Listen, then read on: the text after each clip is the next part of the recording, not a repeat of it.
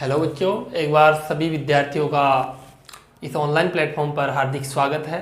विद्यार्थियों, previous lecture में हमने आपका मैथमेटिकल फिजिक्स का जो सब्जेक्ट था उसको स्टार्ट किया था बीएससी पार्ट सेकंड के लिए। ओके प्यारे विद्यार्थियों, तो आज के इस लेक्चर में हम उसी को आगे बढ़ाते हुए लांबिक वक्र रेखीय निर्देश तंत्र में स्थिति सदिश का मान ज्ञात करेंगे। कल के लेक्चर में हमने ये जाना था कि आखिर लांबिक वक्र रेखीय निर्देश तंत्र क्या होता है। ओके, तो आज की इस लेक्चर में हम स्थिति सदिश की वैल्यू फाइंड करते हैं। जिस प्रकार से कार्तीय निर्देश तंत्र में होता है ना, मेरे पास स्थिति सदिश देखो कैसे होता है। कार्तीय में x, ये y और ये z। यहाँ पर स्थिति सदिश होता है R vector equal to X I cap, Y J cap और जेड के केप। तो इसी प्रकार हम लांबिक वक्र रेखीय निर्देश तंत्र में भी फाइंड करेंगे कि वहां पर स्थिति सदिश का मान कितना आता है। ओके, तो देखिएगा प्यारे विद्यार्थियों, आज का हमारा लेक्चर इसी टॉपिक पर होगा। ठीक है, तो आप हेडिंग लगाइएगा, प्यारी सी हेडिंग डालिएगा सभी बच्चे।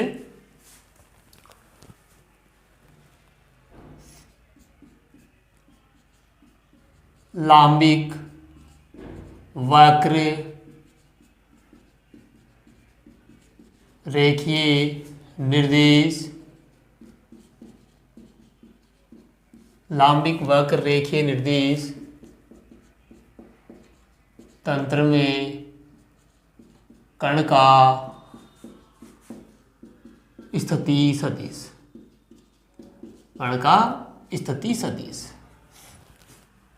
देखिएगा प्यारे विद्यार्थियों, तो हम बनाते हैं उस लांबिक वक्र रेखीय निर्देश तंत्र को।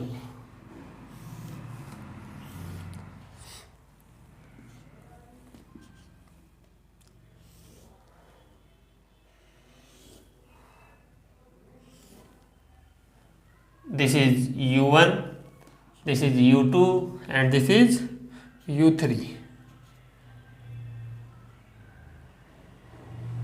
ठीक है, और ये अपने पास u1x थी, इसको u2x बोलेंगे और इसको u3x।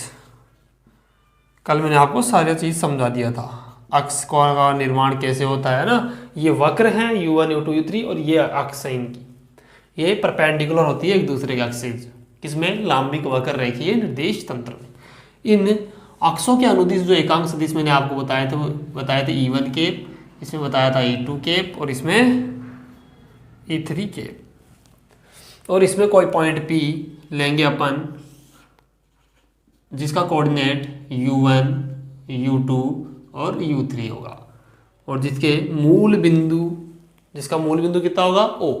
इस मूल बिंदु O के सापेक्ष इस बिंदु P का स्थिति सदिश R वेक्टर है, ऐसा हमने मान लिया।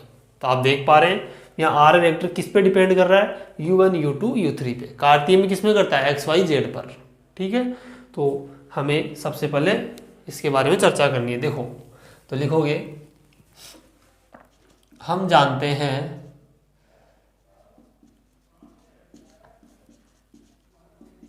कि लांबिक वक्र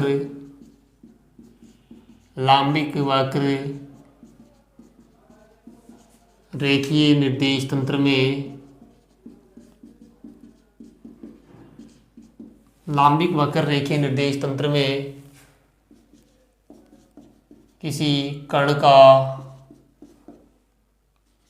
मूल बिंदु के सापेक्ष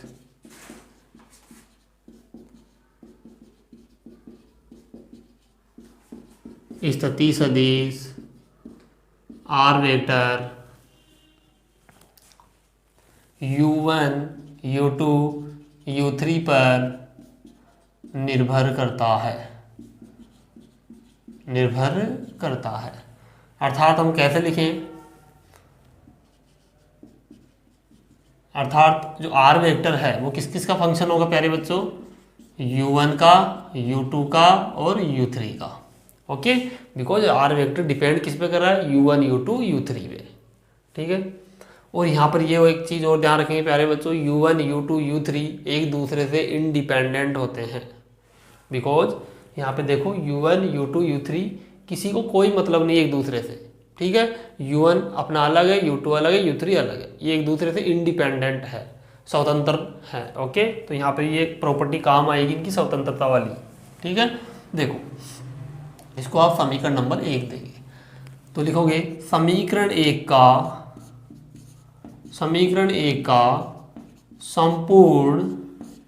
संपूर्ण आंशिक अवकलन करने पर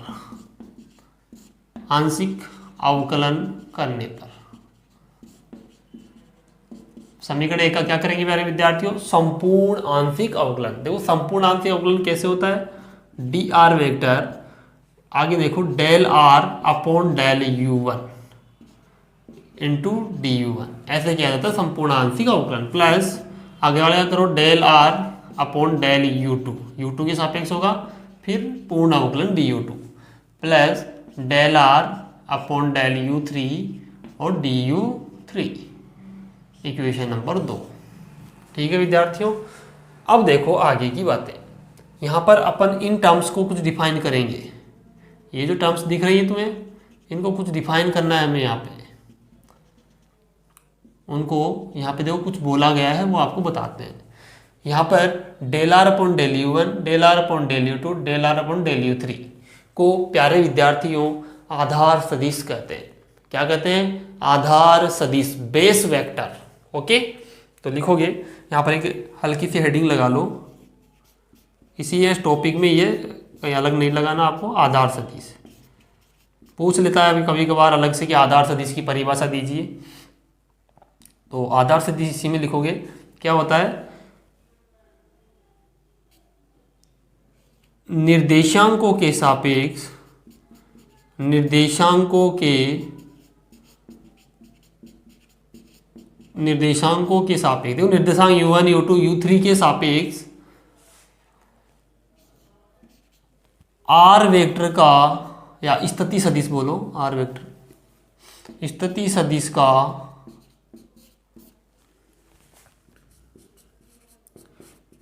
सदिश का आंशिक अवकलन आधार सदिश कहलाता है।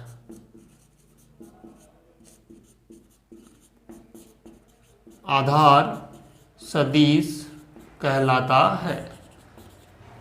आधार सदिश मीन्स, यहां लिख लेना, इंग्लिश में लिखना चाहो तो बेस वेक्टर। प्यारे बच्चों, ये बेस वेक्टर हमें क्या बताते हैं उसके बारे में देखो आगे बताएंगे आपको भी। तो देखो ये वाला और ये वाला, ये क्या है, बेस वेक्टर है। बेस वेक्टर, आधार सदिश। एक बार आप यहां तक राइट डाउन करें विद्यार्थियों, उसके बाद हम आगे बढ़ते हैं। ओके, एक बार फटाफट आप यहां तक राइट डाउन कर ले।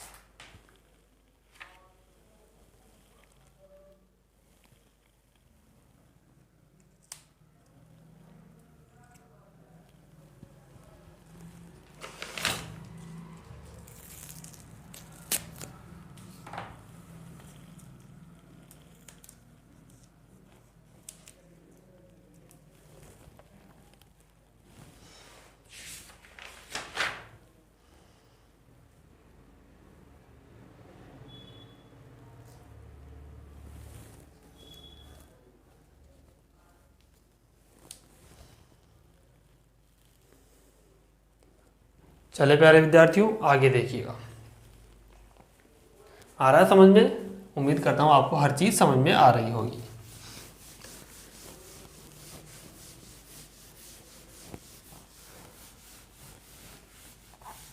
देखिएगा, अब देखो आंशिक अवकलन आधार सदिश कहलाएगा किसका, निर्देशांकों के सापेक्ष। तो इस इट मीन्स, और एक चीज और लिख दो यहीं पे, इसे बी वेक्टर से व्यक्त करते हैं। बी वेक्टर से, क्योंकि बेस वेक्टर बी पहला यहाँ पर शब्द ले लिया, बी वेक्टर से व्यक्त करते हैं। इसका मतलब पहले वाले के लिए क्या हुआ, B1 del R vector upon del U1, इसी प्रकार B2 del R vector upon del U2 और B3 equal to del R upon del U3। Okay प्यारे विद्यार्थियों, B1 वेक्टर है, ये B2 वेक्टर है, ये B3 वेक्टर है। ये जो बेस वेक्टर हैं वो क्या बताते हैं प्यारे विद्यार्थियों? ये चेंज को बताते हैं। किसको बताते हैं? उस परिवर्तन को बताते हैं टेंजेंशियल डायरेक्शन में। जैसे U1 कर्व का टेंजेंशियल डायरेक्शन कौन सा है? ये वाला। तो इस डायरेक्शन में कितना चेंज आ रहा है इस अक्ष में, ये दिखाना, यानी ये बताने के लिए हमें बेस वेक्टर चाहिए। यानी U1 के सापेक्ष R वेक्टर में क्या चेंज है, समझ गए ना? तो इसी प्रकार R वेक्टर में U2 के सापेक्ष, R वेक्टर में U3 के सापेक्ष। तो हमारे बेस वेक्टर हमें चेंज बताते हैं टेंजेंशियल डायरेक्शन की तरफ। ओके, तो ये आपको ध्यान रखना है। इसको जनरल फॉर्म में लिखे तो कैसे लिखेंगे? व्यापक रूप में। व्यापक रूप में तो BI बराबर, यदि 1 2 3 है तो I ले लूँ तो del R vector upon del UI। तो I इक्वल टू कितना हो जाएगा? 1 2 3 ऐसे चलता रहेगा, है ना? यहाँ पर I की जगह 1 आ सकता है, 2 आ सकता है, 3 ऐसे चलता रहेगा। ठीक है, तो BI आ गया। आगे देखो इस समीकरण, इसको कुछ नंबर दे दो। समीकरण नंबर 3, समीकरण 3 का मान, समीकरण 3 का मान समीकरण 2 में रख दो प्यारे बच्चों। 2 में रखने पर तो dr vector equal to del R upon del U1 कितना है? B1 और du1। इसी प्रकार del R upon del U2 B2 du2। इसी प्रकार ये कितना है? B3 du3। इसको इक्वेशन नंबर 4। ठीक है प्यारे बच्चों, यहाँ तक आपको समझ आ गया होगा, ऐसी मैं उम्मीद करता हूँ।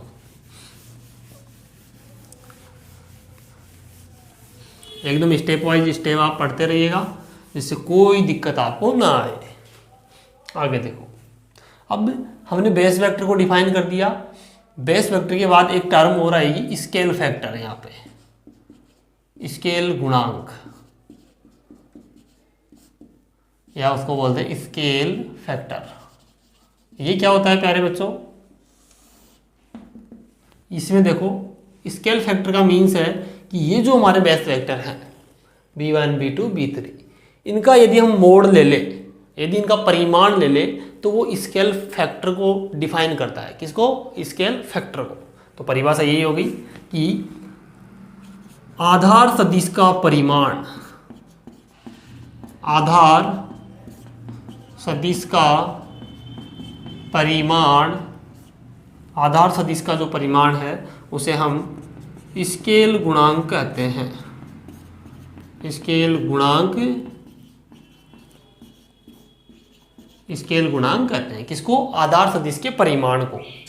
दैट मीन्स हम कहें कि BI का यदि मैं मोड लूँ, किसका? BI का, तो वो हमें HI मिलेगा, क्योंकि स्केल फैक्टर को हम H से डिनोट करेंगे यहाँ पे, यानी कि स्केल गुणांक को हम H से प्रदर्शित करते हैं। यहाँ लिख लो, इसे H से प्रदर्शित करते हैं, H से प्रदर्शित करते हैं। ठीक है, तो BI का यदि मैं मोड लूंगा तो किसके बराबर मिलेगा? HI। क्योंकि जब मोड लेते हैं हम किसी वेक्टर का तो हमें एक स्केलर क्वांटिटी मिलती है। लाइक जैसे कि बात करें 3i केप और 4j केप, इसका मोड लेने के लिए तुम्हें कोई बोले तो कैसे लेते हो मोड? तुम 3 का स्क्वायर 4 का स्क्वायर ऐसे लेते हो। इनके गुणांकों का क्या करते हो? स्क्वायर करते हो। कितना आएगा? 9 + 16, जो भी आएगा 25 = 5। तो ये एक नंबर आया, एक संख्या आ गई। इसी प्रकार HI भी कोई नंबर है, कोई संख्या है, जिसको स्केल फैक्टर के नाम से जाना गया है। ठीक है, तो BI का वेक्टर करूंगा तो HI आएगा। ओके, तो मैं इसको ऐसे भी लिख सकता हूँ, HI = BI वेक्टर का मोड। ओके विद्यार्थियों, अब मुझे एक बात बताएंगे आप सभी जानते होंगे छोटी क्लासों से कि एकांक सदिश क्या होता है। एकांक सदिश बताएंगे प्यारे विद्यार्थियों मुझे। एकांक सदिश होता है n कैप = सदिश बटे सदिश का परिमाण। ऐसे ही कहते हो, सदिश बटे सदिश का परिमाण। मान लो R वेक्टर कोई सदिश है जिसका परिमाण मैंने नीचे लिख दिया दैट मीन्स सदिश और सदिश का परिमाण का यदि अनुपात ले तो वो एकांक सदिश के बराबर आता है। ठीक है, तो देखो यहाँ से मैं आर वेक्टर की वैल्यू निकालूं तो कितनी मिलेगी मुझे, अगर यहाँ से वेक्टर हट जाएगा परिमाण लेते एन केप, तो हम किसी भी सदिश को, प्यारे विद्यार्थियों, किसी भी वेक्टर को उसके परिमाण और उसकी दिशा के गुणनफल के रूप में लिख सकते हैं। अर्थात कोई भी वेक्टर उसके परिमाण और खुद के दिशा के गुणनफल के बराबर होता है। दैट मीन्स यहाँ भी यही करेंगे अपन। अगर मेरे पास बी आई वेक्टर कोई वेक्टर है, कहने का मतलब बी आई वेक्टर है, इस वेक्टर का क्या करूँगा, पहले तो इसका परिमाण लिखूंगा, फिर इसकी दिशा लिखूंगा। और यहाँ दिशा कौन दर्शा रहा है, हमारे E1 E2 E3, ये क्या है, एकांक सदिश है, तो यहाँ जनरल फॉर्म में लिखूंगा तो ई आई केप लिखूंगा। ठीक है, यहाँ आई बराबर वही होगा फिर विद्यार्थियों 1 2 3। देखो अगर मैं B1 लिखूं तो B1 E1 केप, ठीक है। इसी प्रकार से B2 लिखूंगा तो, सॉरी एक मिनट यहाँ पर देखना, अब बी आई का मोड किसके बराबर है, एच आई के, तो ये एच आई लिखो, एच आई ई आई के। तो यहाँ से देखो ये अपने पास बेस वेक्टर को डिफाइन कर दिया। इसी प्रकार अब B1 के लिए लिखूंगा तो H1 E1 केप, B2 लिखना चाहे तो H2 E2 केप, और B3 लिखना हो तो H3 E3 केप। इसको नीचे वाले को समीकरण नंबर कितना दोगे, 5। ठीक है, ये समझ में आया सभी विद्यार्थियों को। ये उस चीज़ से समझा जाएगा कि एकांक सदिश की परिभाषा क्या होती है, उससे आप समझ सकते हैं, आराम से समझो, है ना। कि कोई भी सदिश का वेक्टर लेंगे, यदि उसका मोड लेंगे तो एक स्केलर क्वांटिटी प्राप्त होगी। कहने का मतलब कोई संख्या मिलेगी, उसको एच आई मान लिया, एच आई, इसको मैं रिवर्स भी लिख सकता हूँ, एच आई बराबर बी आई का मोड। अब देखो बी आई कोई वेक्टर है तो उस वेक्टर का कैसे लिखूंगा, वेक्टर को मैं, वेक्टर का मोड इक्वल इनटू दिशा, तो वेक्टर का मोड इनटू दिशा, दिशा ई आई के, क्योंकि आई है तो यहाँ भी आएगा। अब देखो बी आई वेक्टर का यदि मोड लूंगा तो वो एच आई के इक्वल आएगा, एच आई के इक्वल आ रहा है ई आई के। ठीक है, आई बराबर 1 2 3 लो तो B1 आएगा H1 E1, B2 आएगा H2 E2, E3 H3 E3। ठीक है, समीकरण 5 का मान समीकरण 4 में पुट करेंगे विद्यार्थियों। एक बार आप यहाँ तक राइट डाउन करें, उसके बाद आगे बढ़ते हैं। ठीक है, जल्दी करें।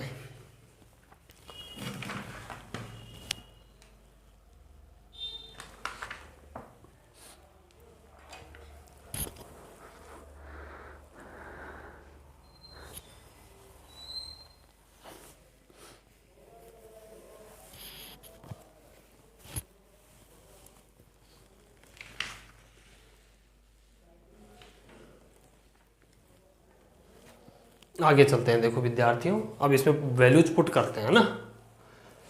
आप वीडियो को पॉज कर लीजिए, आराम से लिख लो, कोई प्रॉब्लम नहीं है।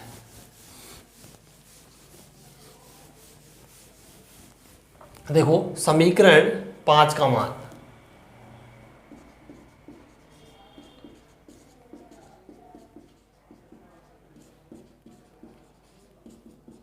समीकरण 4 में रखने पर, रखें समीकरण जो 5 का मान है प्यारे विद्यार्थियों, वो 4 में पुट करो तो देखोगे D R vector B1 vector की जगह देखो कितना आ जाएगा, H1 E1 cap, H1 E1 cap DU1 plus H2 E2 cap DU2 plus H3 E3 cap DU3। इसको मैं और अच्छे फॉर्म में लिखूं तो कैसे लिखूंगा, E1 cap H1 DU1, E2 cap H2 DU2 plus E3 cap H3 DU3। तो इसे आप बॉक्स में बंद कर दीजिएगा, ये आपके पास DR की वैल्यू आ गई। कहने का मतलब कण का स्थिति सदिश हमें मिल गया। अब देखो आगे, अब यदि हम इसको कुछ अन्य फॉर्म में भी लिखे तो कैसे लिखेंगे बताओ। अगर मैं दोनों तरफ से डी ऑपरेटर को कैंसिल कर दूं तो आर वेक्टर कितना मिलेगा, E1 cap H1 U1, E2 cap H2 U2 plus E3 cap H3 U3। तो यही कण का क्या है, स्थिति सदिश। तो लिखोगे ये दोनों ही समीकरण किसको व्यक्त करेंगे, समीकरण दे दो इसको 6।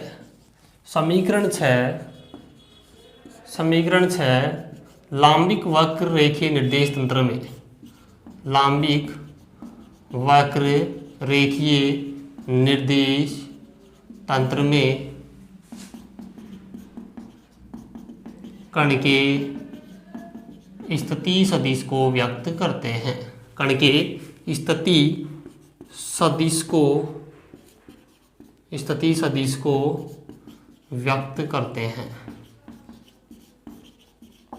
इसके लिए है लांबिक वक्र रेखीय निर्देश तंत्र के लिए। ओके प्यारे विद्यार्थियों, एक बार यहां तक लिखे। अब देखो आगे,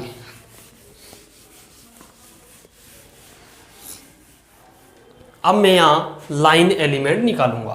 क्या निकालूंगा? यानी कि लाइन का मतलब रेखा, रेखीय अल्पांश की वैल्यू निकालेंगे। रेखीय अल्पांश यानी कि लाइन एलिमेंट।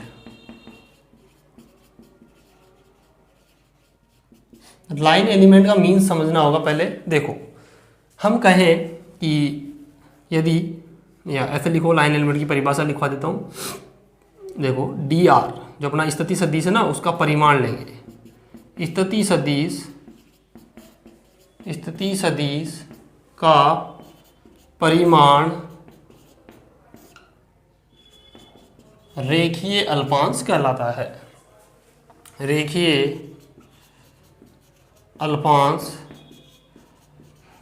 कहलाता है। स्थिति सदिश का यदि परिमाण लें इसका ना, इसका ले लो तो इसका, वो क्या कहलाएगा? उस सदिश के लिए क्या कहलाएगा? रेखीय अल्पांश कहलाएगा। ठीक है, तो देखिएगा, हम क्या करते हैं, डी आर वेक्टर को लेते हैं।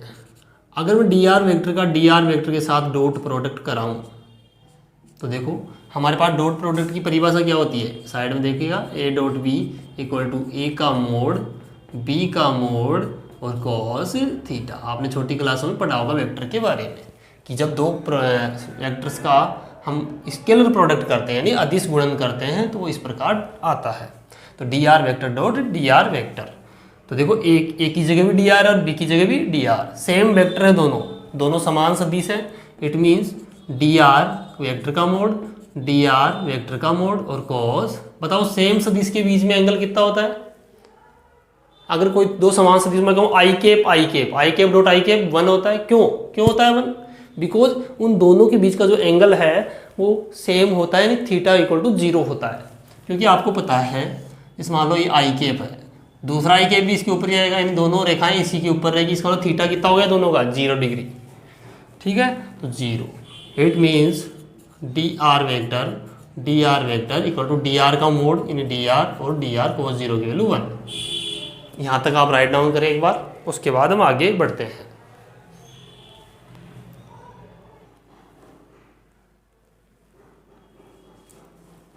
आगे की तरफ चलिए विद्यार्थियों, अब देखिएगा।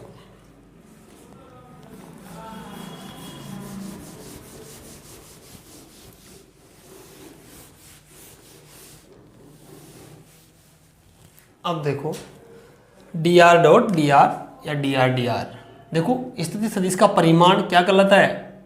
लाइन एलिमेंट या रेखीय अल्पांश। इसे किससे व्यक्त करोगे? इसे ds या dl किसी से व्यक्त कर दो। इसे ds से व्यक्त करते हैं, dl से भी कर सकते हो ना, dl।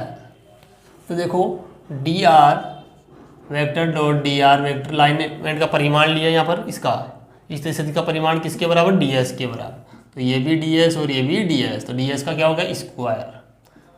dr vector ds square. हमने ये कहाँ से लिखा? ds, क्योंकि रेखीय अल्पांश की परिभाषा क्या होती है? स्थिति सदिश का परिमाण रेखीय अल्पांश कहलाता है। इसे ds से व्यक्त करें तो स्थिति सदिश का परिमाण क्या कहलाता है? ds कहलाता है। तो एक ds इसके लिए आएगा, एक ds इसके लिए आएगा, तो ds इंटू ds स्क्वायर। ये जो यहाँ पर है डॉट प्रोडक्ट विद्यार्थियों, यहाँ पर ध्यान रखें, है ना, डॉट है दोनों के बीच में। ds square D R vector dot D R vector. अब तुम सब जानते हो डी आर वेक्टर अभी अपन ने निकाला है। समीकरण नंबर देख लो कौन सा है और वो यहाँ लिख देना कि समीकरण नंबर इतने से। समीकरण जो भी है शायद 3 या 4 होगा, मैंने मिटा दिया बोर्ड पे। ठीक है, देख लेना, जो भी है यहाँ लिख देना उसका नंबर। समीकरण मैंने ए लिख दिया उसकी जगह, समीकरण ए से तुम जो भी हो उसकी जगह यहाँ नंबर डाल देना, 4 है 1 3 है, समीकरण 3 4 जो भी है। डी आर वेक्टर की वैल्यू देखो, हमारे पास जो डी आर आया था वो कुछ इस प्रकार आया था, b1 vector du1 b2 vector du2 b3 vector du3। हम बेस वेक्टर की फॉर्म में ले रहे हैं यहाँ पर, यानी अपन लास्ट वाला फाइनल रिजल्ट ना लेके उसको बेस वेक्टर की फॉर्म में ले रहे हैं। फिर यहाँ से कुछ कंडीशंस निकालेंगे, अभी आपको बताएंगे। देखो तो मैं इसको समीशन फॉर्म में क्लोज कर सकता हूँ क्या? समीशन फॉर्म का मतलब सिग्मा के रूप में i इक्वल टू 1 से 3 तक, देखो 1 2 3 तक जा रहे हैं, और बी आई वैक्टर कितना आएगा बताओ, डी यू वाई, ऐसे होगा B I vector D U I. तो यहाँ पर देखो डी आर वैक्टर की वैल्यू ऐसे होगी, साइड में लिख लेना आप भी कि इसको समीशन रूप में क्लोज कर। समीशन का काम क्या है? प्लस लगाना, फिर ये वापस 1 रखोगे, b1 du1 आएगा, फिर इसका मतलब प्लस, फिर b2 du2, फिर प्लस b3 du3। ओके, तो i इक्वल टू 1 से 3 डी आर की जगह कितना, B I vector D U I, यहाँ डॉट नहीं है बीच में इनके, अब है डॉट, इस डी आर की वैल्यू रख दी, अब डॉट है। समीशन j इक्वल टू 1 से 3 B J vector D U J. विद्यार्थियों मैंने यहाँ डे जो j इंडिसेज प्रयोग किया है वो क्यों किया है? देखिएगा यहाँ i लिया है, यहाँ j, इसके पीछे एक रीजन है। जो एक साइंटिस्ट हुए थे विद्यार्थियों, लिविस यूवेटा जो साइंटिस्ट थे, उन्होंने इसका आविष्कार किया था। दैट मीन्स जब बहुत सारी फिजिक्स में बड़ी बड़ी प्रॉब्लम्स होने लगी, बहुत बड़े बड़े एक्सप्रेशंस आने लगे, उनको सुलझाने के लिए हम समीशन फॉर्म का यूज करते हैं। क्योंकि एक तो इतना बड़ा एक्सप्रेशन लिखोगे, एक देखो इतने से में सिमट गया काम, तो ये कैलकुलेशन आसान हो जाएगी। अब ये इतना बड़ा एक्सप्रेशन लिखोगे उसमें कैलकुलेशन ज़्यादा होगी।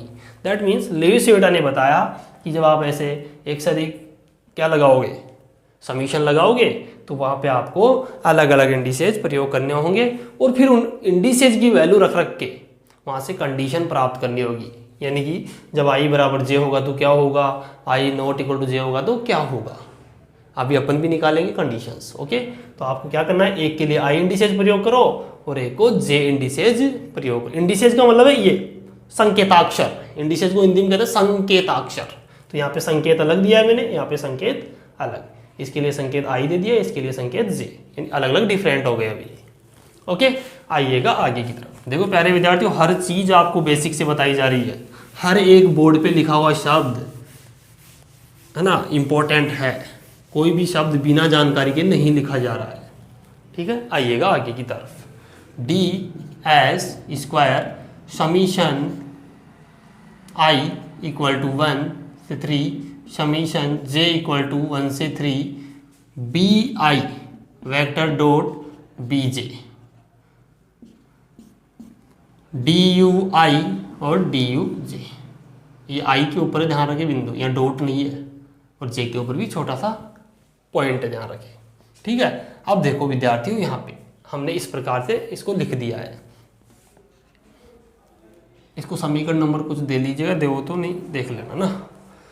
अभी देखो D S square equal to, अब देखो प्यारे विद्यार्थियों, ये जो हमारे बेस वेक्टर है ये क्या होते हैं, इस तरफ होता है b1, इस तरफ होता है b2, इस तरफ होता है b3। ये बेस वेक्टर क्या होते हैं, ये भी तीनों एक दूसरे के परपेंडिकुलर होते हैं। क्या होते हैं, परपेंडिकुलर होते हैं, लंबवत होते हैं। तो लिखेंगे सिंस, चूंकि आधार सदिश, ऐसे लिखोगे वक्र रेखीय निर्देश तंत्र में लांबिक में, ऐसे लिखो लांबिक वक्र रेखीय निर्देश तंत्र में, लांबिक वक्र रेखीय निर्देश तंत्र में आधार सदिश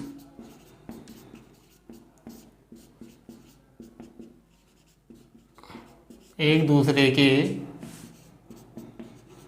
लंबवत होते हैं।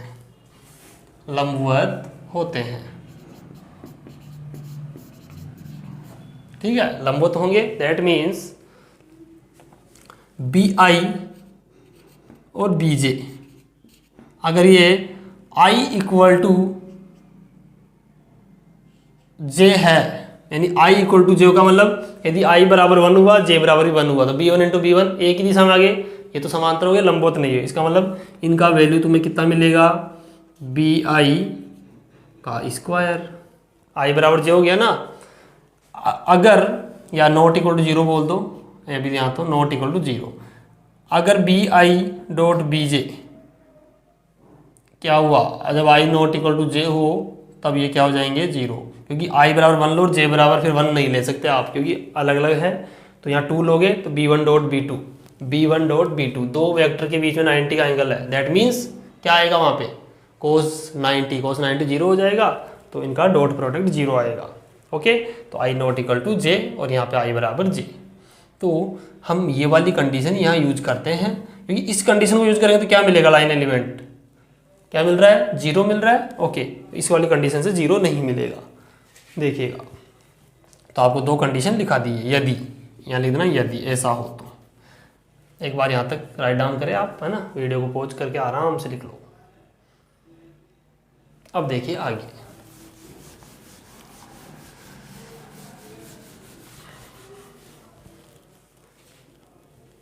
पुट करो D S square is equal to summation I equal to 1 से 3 और समीशन जे इक्वल टू 1 से 3 था, है ना। और क्या था अपने पास, B I dot B J D U I और डी यू जे, यही था। ओके, तो जब आई बराबर जे होगा तो ये लेंगे सिंस, तो यहाँ करो डी एस स्क्वायर। अब देखो आई बराबर जे करोगे तो समीशन दो दो आएंगे, कोई मतलब नहीं है, इसका मतलब समीशन एक ही हो जाएगा फिर, क्योंकि आई इंडिसेज ही बचेगा अब आई बराबर जे होने पे। तो B I dot B I, यहाँ भी आई आ जाएगा आई की जगह से, डी यू आई और अगला भी D U I, D U I. तो D S square is equal to summation I बराबर 1 से 3 B I dot B I. देखो अब यहाँ पे वैल्यू रखेंगे अपन किसकी, बी आई की, सिंस साइड में लिखना बी आई वेक्टर कितना आया था, बी आई का मोड था और एच आई था, ठीक है, ऐसा ही था। यहाँ पे पुट करो बी आई डॉट या B I H I dot B I H I, ठीक है, और डी यू आई आगे देखो D S square summation I equal to 1 से 3 B I dot B I. यहाँ देखो अपन ने एच आई आ गया क्या, सदिश, ऐसे थोड़ी ना था, परिमाण आ गया और उसकी दिशा आएगी ना, यहाँ ऐसे था, बी आई की जगह एच आई लिया था अपन, है ना, एच आई और ई आई केप। ये देखो इक्वेशन देखना कौन सी है, तो यहाँ पे एच आई और ई आई केप था, है ना, तो इसको सही करो एक minute, H I E I dot H I E I ऐसे था। तो यहाँ से देखना कितना बन रहा है, ई आई डॉट ई आई को तो एक जगह ले लो, डॉट प्रोडक्ट होगा, और ये एच आई का स्क्वायर, ये डी यू आई का स्क्वायर, ठीक है, क्योंकि यहाँ पे डॉट प्रोडक्ट किसके बीच में होगा, ओनली एकांक सदिशों के बीच में होगा। तो अब समीशन को ओपन कर लेते हैं, D S square summation I equal to 1 से, या समीशन ओपन कर रहे हैं तब तो ई वन आई की जगह 1 रखो, केप लगा दो ऊपर, है ना, एकांक सदिश है, ई वन डॉट ई वन एच वन का स्क्वायर डी यू वन का square plus E two cap dot E two cap H two का स्क्वायर डी यू टू का square plus E three cap dot E three cap और H three का square और D U three का square.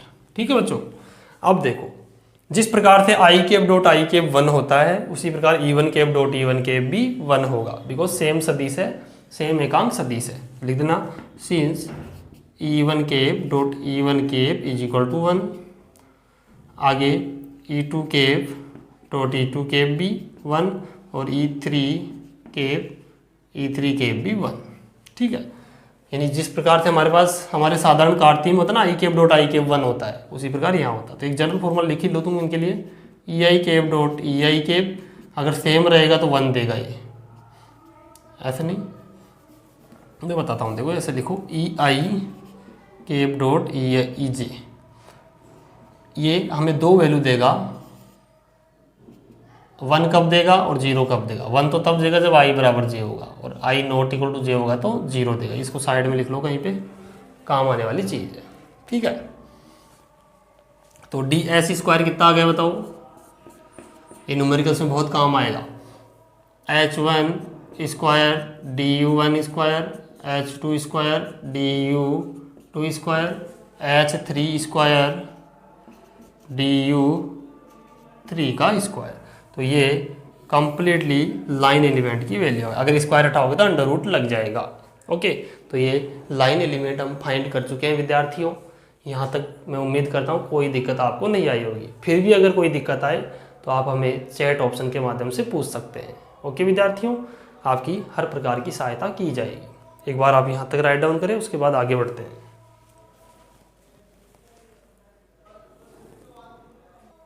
आगे चलते हैं। देखिए विद्यार्थियों, अब हम आगे की तरफ बढ़ते हैं। आप आराम से लिख लीजिएगा, वीडियो को पॉज कर लीजिएगा, उसके बाद लिखिएगा। अब देखो, हम यहाँ पृष्ठीय अल्पांश और आयतन अल्पांश की वैल्यू और निकालते हैं।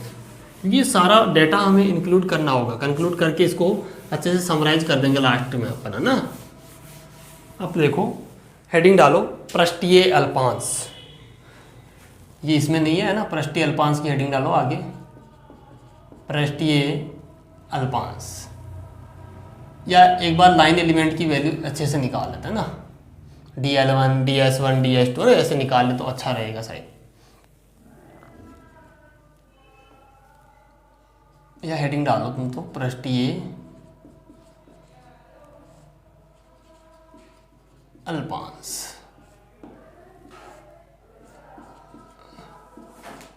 Surface element. एक मिनट रुकिएगा प्यारे विद्यार्थियों।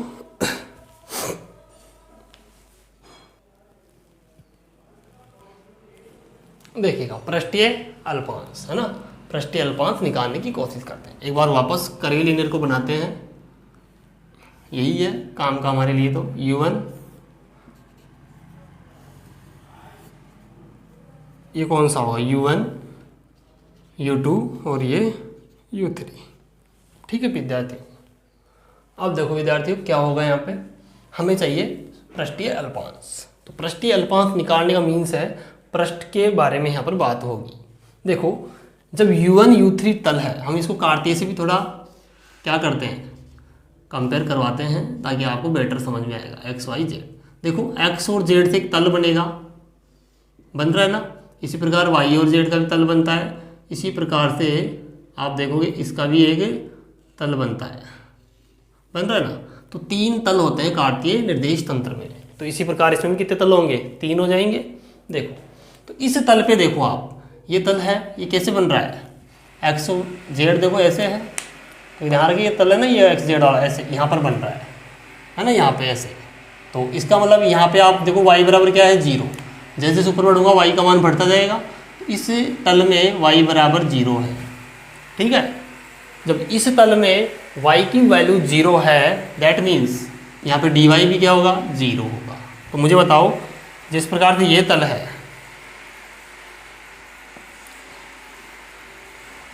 ये तल, इसमें देखो कौन सा क्या होगा, ये तल ऐसे है ना।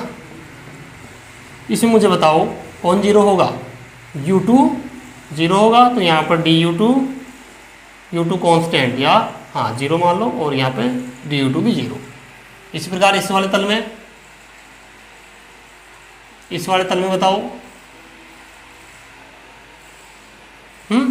यहाँ पे देखो, यहाँ पे कौन होगा, अब ये है U1 U2 तल, यानी कि इसको x मान लो, इसको y मान लो।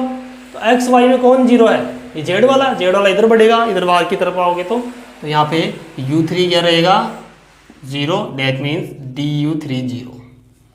इसी प्रकार ये वाला तल देखो, इसमें कौन u2 u3 यानी y और z, इसका वाला x वाला क्या रहेगा u1 वाला 0, तो du1 0।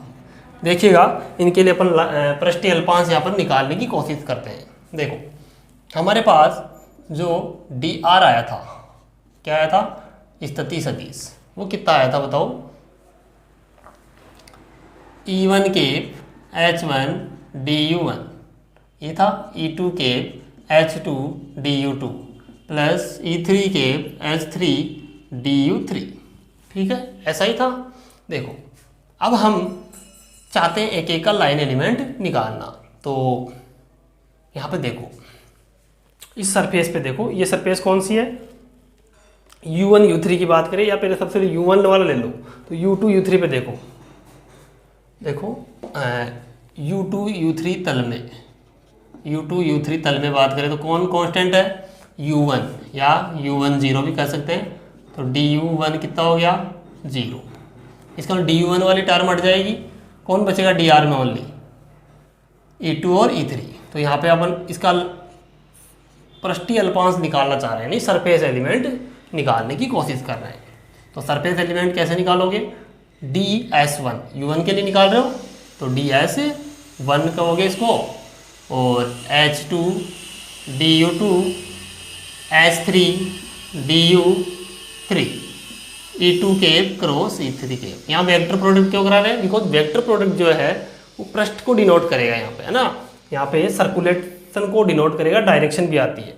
जो पृष्ठीय अल्पांश है उसकी दिशा भी आती है प्यारे विद्यार्थियों, क्योंकि पृष्ठीय अल्पांश जो है पृष्ठ के लंबवत होता है, यानी कि इसकी दिशा लंबवत होती है, इसकी लंबवत इसके, यानी इसकी किधर होगी इधर, इसकी इधर, क्योंकि जिस प्रकार यहाँ एक्स जेड में देखो, इस तल की दिशा y की तरफ, इस तल की दिशा z की तरफ, इस तल की दिशा x की तरफ, है ना, तो ऐसे e2 केप क्रॉस e3। तो ds1 कैसे आएगा, h2 h3 du2 du3, इनका कितना आएगा e2 e3 का बताओ, यानी j का k से करवा रहे हो तो i मिलेगा, यानी कि e1 केप, ये ds1 आया। ठीक है, इसी प्रकार हम बात करें किसमें, इसमें वाले में देखो u1 u3 तल में, u1 u3 तल में चले तो वहाँ देखो u2 बराबर 0 du2 भी 0, दैट मीन्स यहाँ पर क्या होगा, du2 वाली टर्म 0 हो जाएगी, उसके बाद कौन आता 3 और फिर 1, तो ds2 की बात करें तो 3 वाला लो, h3 du3 और h1 du1 e3 cap cross e1 cap. ठीक है, तो ds2 कितना आ जाएगा, h1 h3 du1 du2 sorry du3, यहाँ e3 cap cross e1 cap, यानी कि k केप का i के साथ कितना j केप, यानी कि e2 केप। इसी प्रकार हम इसमें बात करें u2 u1 तल में या u1 u2 तल में, u1 u2 तल में, u1 u2 तल में क्या हो जाएगा, u3 0 du3 0, इसका मतलब इस बार ये वाला गया तो ये दोनों आ जाएंगे, तो ds3 किधर होगा, यानी कि इसमें हो जाएगा h1 h2 du1 du2 में डायरेक्टली लिख रहा हूँ, और इसकी डायरेक्शन e1 क्रॉस e2 किधर आएगी, e3 की तरफ। ये आपके लाइन एलिमेंट्स की यानी सरफेस एलिमेंट की वैल्यू आ गई। विद्यार्थियों आपको अच्छे से निकालना आनी चाहिए, बिकॉज आगे आपको बहुत काम में आएगी ये चीज़ें, है ना। तो एक बार आप यहाँ तक राइट डाउन करें, उसके बाद आगे बढ़ते हैं।